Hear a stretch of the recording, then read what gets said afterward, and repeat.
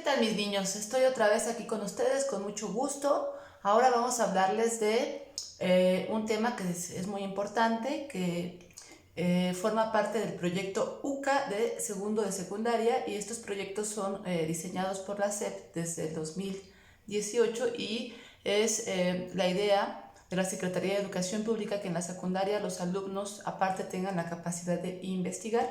Los proyectos UCA son proyectos a investigar por los alumnos. En teoría, yo no tendría que haberles hecho un cuestionario, ustedes simplemente les tendría que haber dicho, investiguen sobre el urbanismo en Mesoamérica y ya. Pero eso, bueno, dadas las condiciones, es muy complicado ahorita que se pongan a estar investigando un tema del que no saben nada. Entonces mejor decidí hacer un cuestionario que es largo por esa razón, porque es un proyecto UCA. Y bueno, este video es para responder todas las preguntas de ese cuestionario y que nada más vean el video y estén tomando nota, ¿no? Les aconsejo que primero lean las preguntas, pongan pausa ahorita, lean las preguntas, le ponen otra vez play y van a estar atentos a que se va respondiendo de las preguntas para contestar con lápiz y ya luego pues lo pasan con pluma. Bueno, primero que nada me gustaría decirles, mis niños, que bueno, como sabemos, el hombre llega al continente americano ya hasta el final. Primero sale de África, se expande por Europa, el nacimiento del humano, ¿no? Está registrado primero en África, y luego se expande por Europa y al final llega a América. Y bueno, pues hay muchas teorías, las teorías de las glaciaciones que congelaron el mar y que entonces los primeros pobladores de América pasaron por el estrecho de Bering y venían persiguiendo a toda esta fauna enorme del Pleistoceno, ¿no? Mamuts, tigres de sable, que pues eran su alimento porque eran nómadas. Y bueno, finalmente llegan a poblar el continente americano, son realmente los descubridores del continente americano, son ellos.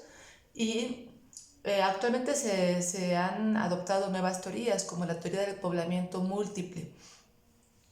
Esta teoría dice que no solamente llegaron por el estrecho de Bering los primeros pobladores, sino que llegaron por todas partes. Llegaron por Australia, llegaron desde China, o sea, desde Australia, desde China, desde Europa, desde bueno, los vikingos que cruzaron también el estrecho de Bering, o sea, que llegaron por todas partes de todos los pueblos y llegaron por todos los medios posibles, no nada más caminando por los mares congelados por la glaciación, sino también se ha aceptado últimamente que algunos llegaron en lanchas primitivas que cruzaron el océano, ¿no? Y poblaron aquí el continente americano, llegaron a Argentina, no nada más por el norte, también por el sur del continente llegaron.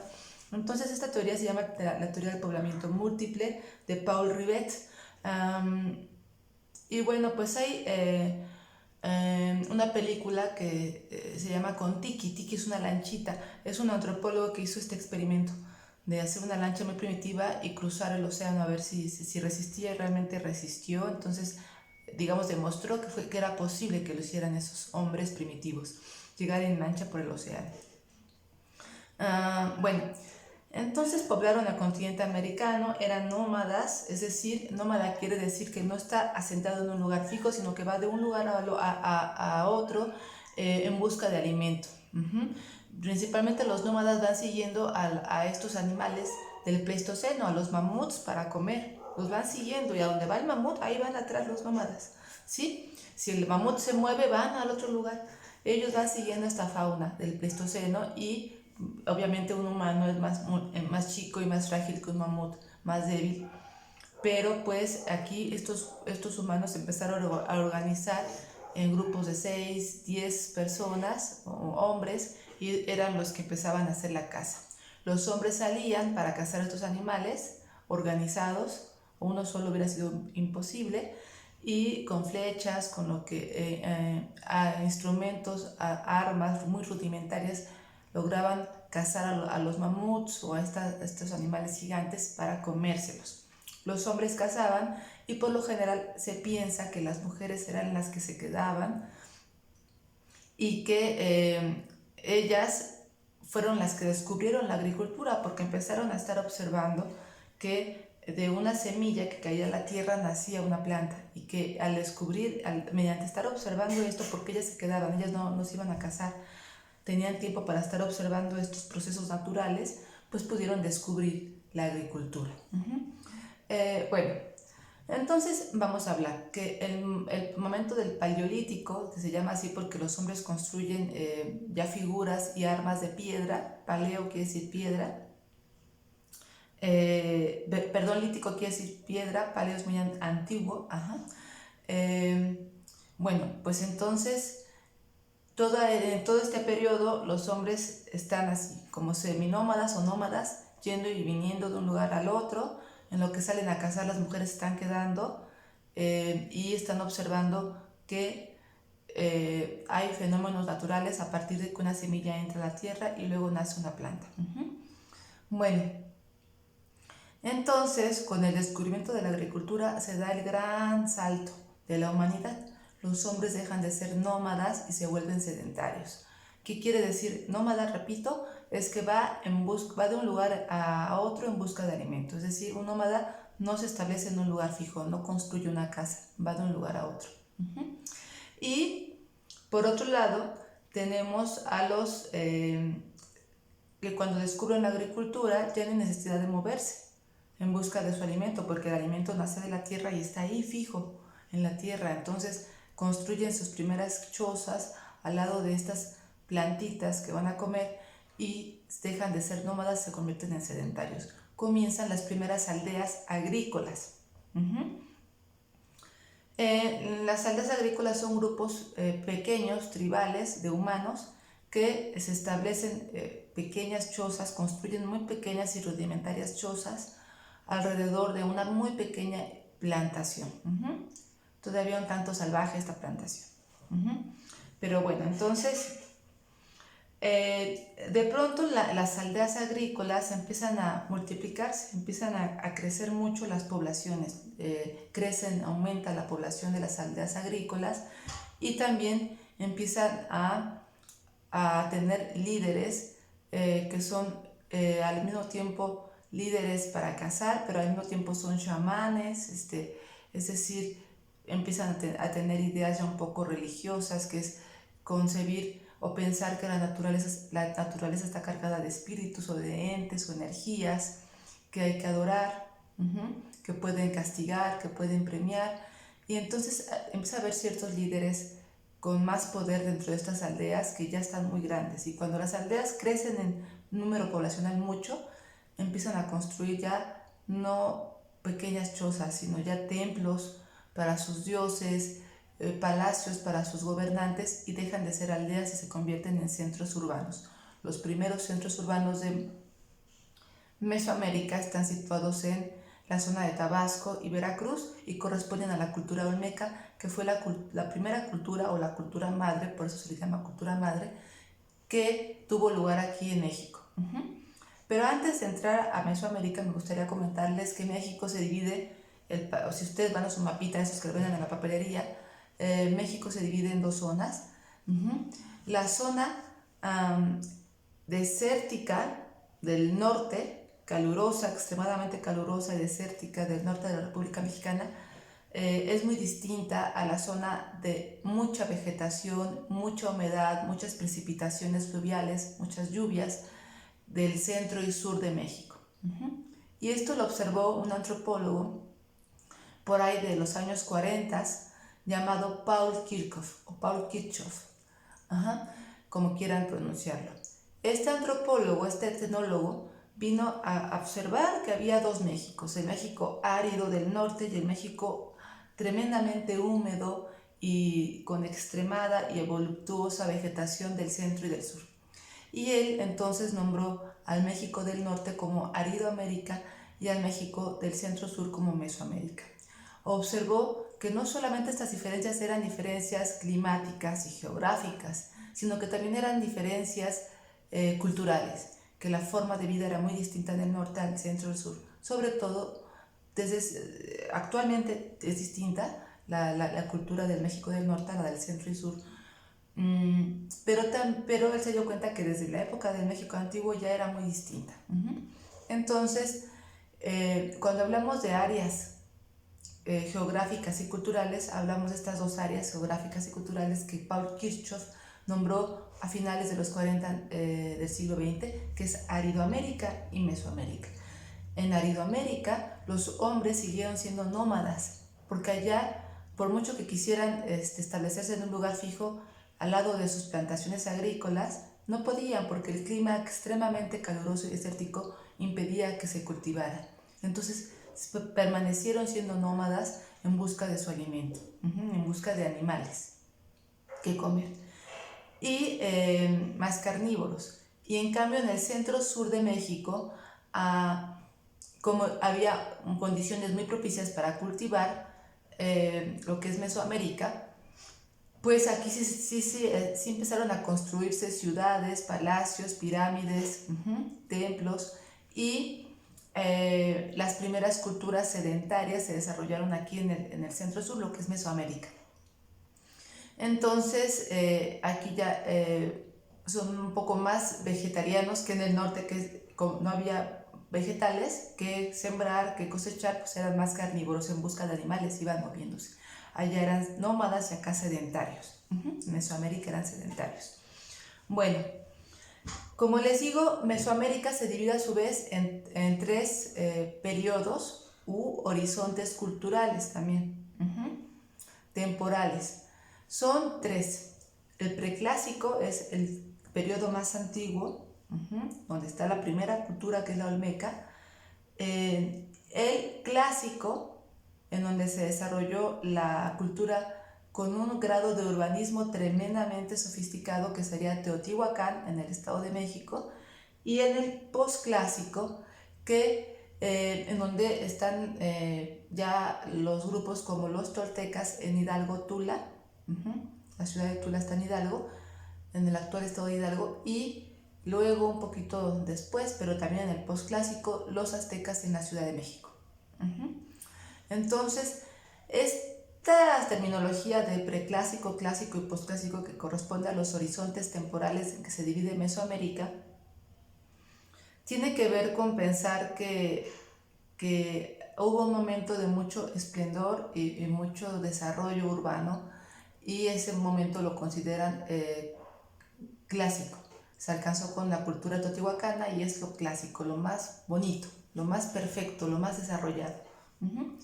Y entonces esta cultura teotihuacana, que se considera que fue altamente sofisticada, con un desarrollo urbano muy complejo ya, pues va a ser el parteaguas, va a ser el criterio o el referente a partir del cual van a dividir a los horizontes. A partir de Teotihuacán, que es el clásico, antes de Teotihuacán es preclásico, después de Teotihuacán es posclásico. Bueno, pues vamos a ver. Dijimos que la primera cultura que se desarrolla en México, y por lo tanto las primeras grandes ciudades o los primeros centros urbanos, se dieron en el área de Tabasco y Veracruz, en lo que corresponde a la cultura olmeca, por ahí de los 1500 a.C. hasta el 200 después de Cristo, ¿vale? Empezaron a desarrollarse estos olmecas. A ellos construyeron tres grandes ciudades: La Venta, San Lorenzo y Tres Zapotes. Bueno, ¿qué es el urbanismo en Mesoamérica? Pues hay que entender que en Mesoamérica, las culturas mesoamericanas alcanzaron grandes desarrollos urbanos, es decir, fueron grandes constructores de ciudades con plazas. Las plazas eran lugares abiertos, rodeados de edificios, en donde se congregaba la gente, sobre todo para tener rituales religiosos. Esa era la función sobre todo de las plazas. Aunque también había plazas que no eran sagradas, eran profanas, y eran plazas con fines comerciales. Ahí se establecían mercados. Bueno, ¿qué diferencia a una aldea agrícola ya de estos grandes centros urbanos? Pues en primer lugar, que en las aldeas no vive tanta gente como en los centros urbanos. Ya hablamos de miles de personas. Que en las aldeas agrícolas no hay una estratificación social, es decir, todavía no hay división de clases sociales, y en los centros urbanos ya la hay. En los centros urbanos ya hablamos de los grupos que detentan el poder, que son los que gobiernan, los que están hasta arriba de la pirámide social, que serían sacerdotes, serían gobernantes. En medio podríamos situar a los artesanos, los que se dedicaban pues a construir las pirámides, a fabricar cerámica, cestería, ropa, o sea, los vestidos para las mujeres, los huipiles, ¿sí? Penachos para los hombres, ¿no? Sus plumas, todos estos artesanos que tienen cierto reconocimiento y prestigio social. Hasta abajo estarían los campesinos, que son los que trabajan la tierra, y muy, muy abajo los esclavos, que que trabajan para los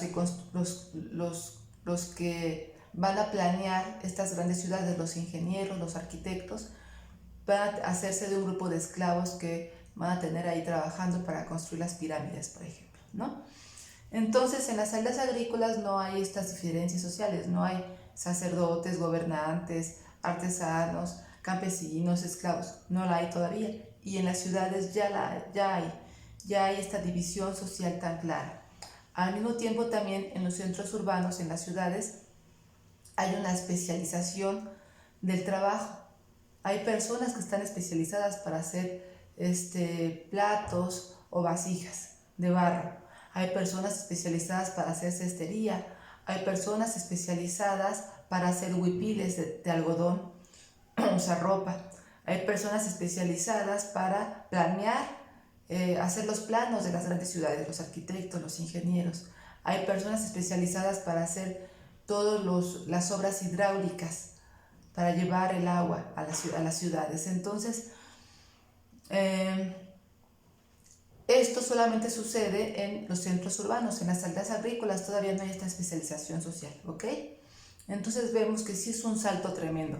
La época de las aldeas agrícolas a la época ya de los centros urbanos, de las grandes urbes o de las grandes ciudades de Mesoamérica. Como les digo, comenzaron con la cultura olmeca por ahí del año 2500 a.C., en donde en los estados de Veracruz y Tabasco encontramos 3 grandes ciudades: La Venta, Tres Zapotes y San Lorenzo. Bueno, luego, al mismo tiempo que en el preclásico, al mismo tiempo que los olmecas en Veracruz, aquí en esta misma época están en la Ciudad de México otra pequeña cultura desarrollándose, que sería la de Cuicuilco, al sur de la Ciudad de México, por Six Flags, por Kitsania. Seguramente conocen por ahí el sur de la Ciudad de México. Ahí hay una pequeña basamento piramidal llamado Cuicuilco, que está dentro de la Escuela Nacional de Antropología e Historia, donde yo estudié, por cierto. Y ahí pues se desarrolló esa cultura al mismo tiempo que la olmeca. Pero la erupción de un volcán llamado Xitle hizo que estos sujetos que vivían en Cuicuilco huyeran de la ciudad y se fueran a buscar nuevos lugares para poblar, y llegaron a Teotihuacán. Se cree que los teotihuacanos son la mezcla de estos grupos que huyeron de la erupción del volcán de Xitle, que habitaban en Cuicuilco, de algunos olmecas que también abandonaron sus ciudades y se fueron a vivir allá al Estado de México, que se mezclaron con los de Cuicuilco, de varios grupos que llegaron finalmente a sentarse ahí, al actual Estado de México, y fundaron la ciudad de Teotihuacán. Yo espero que ustedes ya hayan visitado Teotihuacán algún fin de semana con sus papás. Es un centro actualmente arqueológico muy importante, muy admirado por los extranjeros. Los extranjeros se interesan mucho por Teotihuacán. Yo doy recorridos, por ejemplo, cada verano, este año no por la pandemia, para extranjeros que vienen al Colegio de México en verano y están muy interesados en conocer Teotihuacán. Entonces, en Teotihuacán se alcanza el más fino desarrollo urbano, por eso se le considera ya el periodo clásico, porque ya es lo más fino, lo más desarrollado, lo más complejo en cuanto a ciudad, en cuanto a urbe. ¿Por qué? Porque la ciudad de Teotihuacán va a estar planeada tratando de representar al cosmos, al universo de los teotihuacanos. Resulta que los teotihuacanos pensaban que el universo estaba dividido en 4 coordenadas geográficas: norte, sur, este, oeste. Y Entonces así fue planeada la ciudad de Teotihuacán. Cuando uno va a Teotihuacán uno puede percibir claramente que esa ciudad no fue improvisada, que fue planeada, perfectamente planeada. Entonces ahí tiene avenidas, tiene calzadas perfectamente simétricas. Sus complejos habitacionales están en un lugar y no nada más porque sí. O sea, se ve que hubo una planeación muy grande para hacer Teotihuacán y por eso hablamos del clásico ya con los teotihuacanos. ¿Cómo está planeado Teotihuacán? Si ustedes ponen una cruz, así con sus dedos, así está planeado Teotihuacán. La calzada que va de norte a sur se llama Calzada de los Muertos. No fue un nombre que le pusieron los teotihuacanos, sino los aztecas mucho tiempo después que pasaron por ahí, cuando ya estaba abandonada la ciudad de Teotihuacán, y les gustó tanto a los aztecas que la tomaron como modelo e inspiración para construir su ciudad, llamada Tenochtitlán, aquí en la Ciudad de México. Pero bueno, volvemos al punto.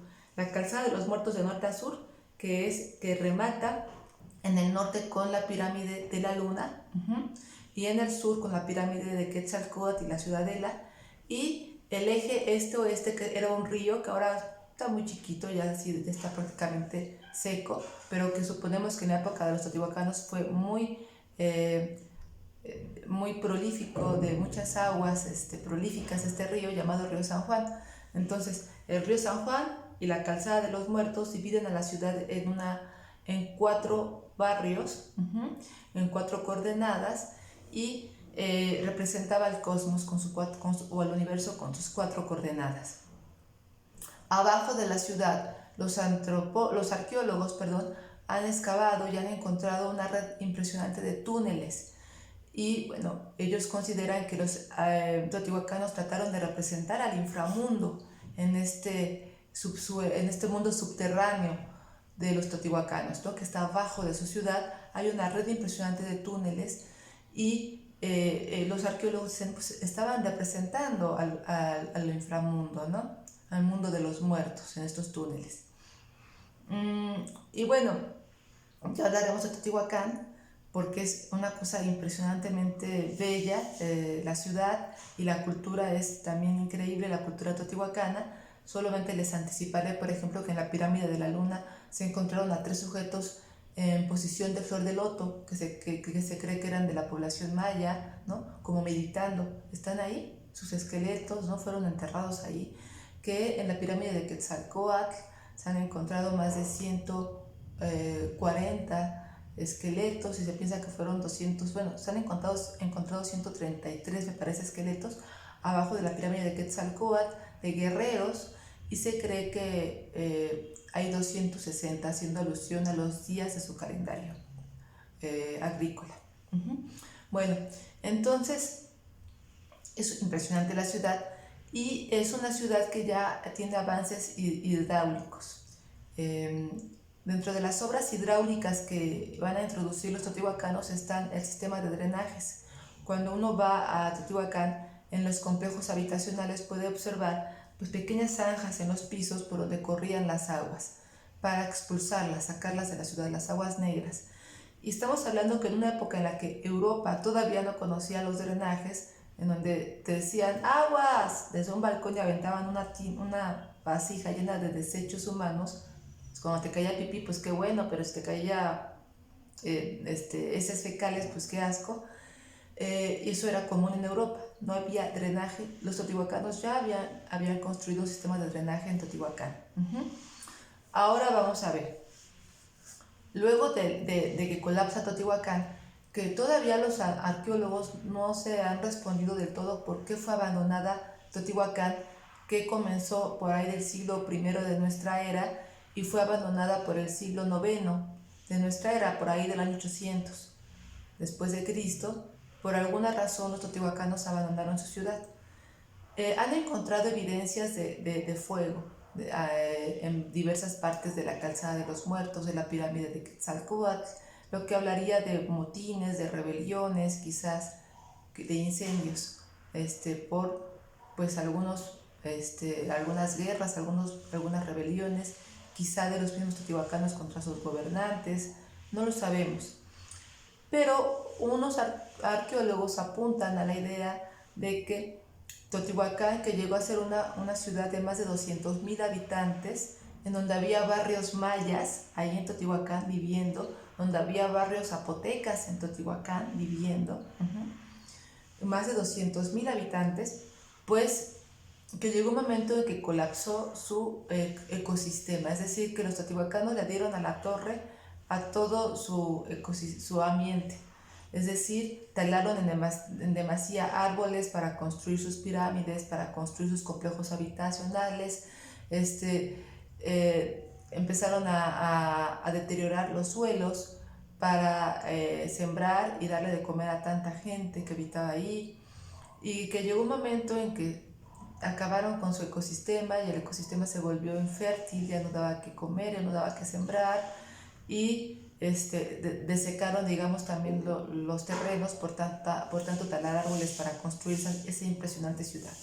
Entonces ellos creen que hubo un deterioro ecológico tremendo porque la población era muy grande, y que así fue como los teotihuacanos llegó un momento que ya no tenían que comer ahí y se fueron abandonaron su ciudad y se fueron a buscar nuevos lugares donde vivir. Hasta aquí le dejamos, y ahorita hago un segundo video sobre la Gran Tenochtitlan y el mundo del postclásico.